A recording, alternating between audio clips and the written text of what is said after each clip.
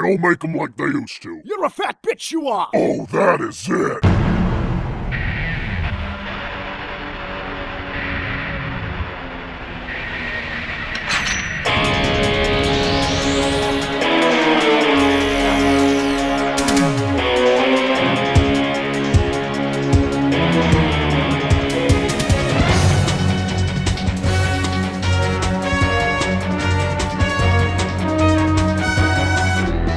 Hello everyone, Skippy here, and welcome to One Piece episode 1004. Directed by Yasunori Koyama from his and Katsumi Ishizuka's board, and supervised by Masahiro Shimanuki.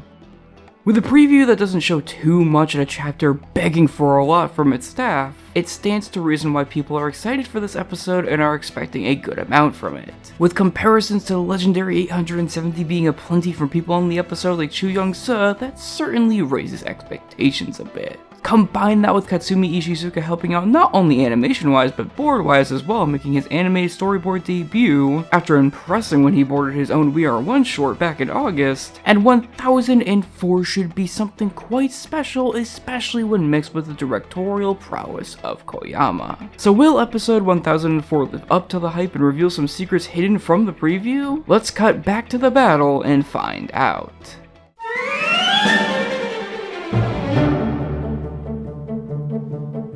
This episode covers the remainder of chapter 992 while briefly redoing things like Luffy and Sanji making their way throughout the castle and Black Maria-san with the shamisen that leads so greatly into the new concept that this episode is covering that I'm very glad they chose to include it. And while it's still fairly close to the original chapter in terms of action escalation, there's a lot more than just everyone's main and personal attacks to be seen here, which adds to the Scabbards' overall resolve, as well as some deep thought from Kinemon throughout the majority of the episode that perfectly portrays his inner feelings in a way that I wasn't expecting, which includes peppering the Odin Two-Sword style flashback throughout the entirety of the episode instead of just placing it at the end. And when because of that you manage to get moments like the Scabbards standing behind Kinemon and his leadership and a better overall sense of teamwork throughout the actual battle, the staff managed to once again give the Scabbards the type of story that they rightfully deserved and further pump them up to a degree that was absolutely necessary for a battle like this. Rather than just being a plain boss rush, there's sentimental and emotional value here that is really only present in the last double-page spread in the original chapter. And when you add on all the fantastic Biwa pieces and other overall misa that Koyama included, that absolutely chew up the scenery and go back for seconds, this is another one of those instances where the anime is far superior than the manga, no questions asked.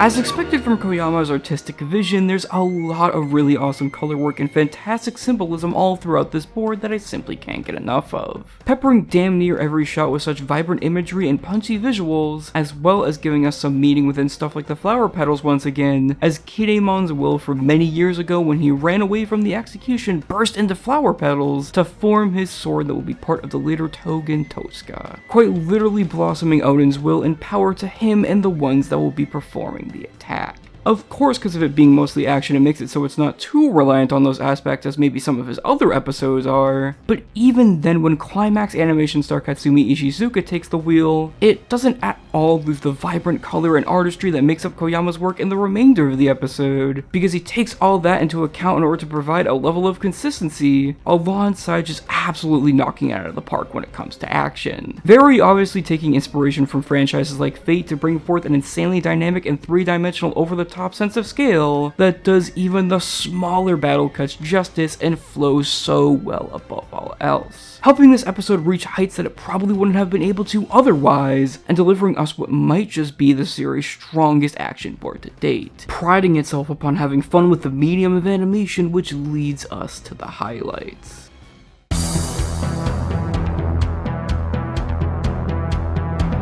While Masahiro Shimanuki's firm and stiff style is aplenty in major portions of the episode, and does wonders for the massively hard to draw design that is Dragon Kaido, I wouldn't say that he's the end-all be-all visually. Cause not only is Chu Young-seo a huge help when it comes to supervising some of the bigger action cuts as assistant animation supervisor, including his own work, but there's just a wide array of foreign animation talent on display here that charts from all over the world, from talent like Camille Areopagita and Steven Hasdorf, that are essential to helping this episode look as good as can be through their modern action and effects work that take full advantage of the craziness that Ishizuka's board allows them to accomplish, helping all of their cuts reach their full potential as they're sprinkled all throughout the almost entirety of the episode's running time. It all just offers some of the best that the newly minted Twitter group of animators has to offer, with the likes of Boruto favorite Vincent Chansard, who we remember from the amazing 957, finally finding time to participate again. And because of that, it completely bodies the work that we saw back when the Scabbards initially fought the Beast Pirates in 971, to kind of show in a way how much the characters have all gotten stronger since then when they were already quite powerful to begin with.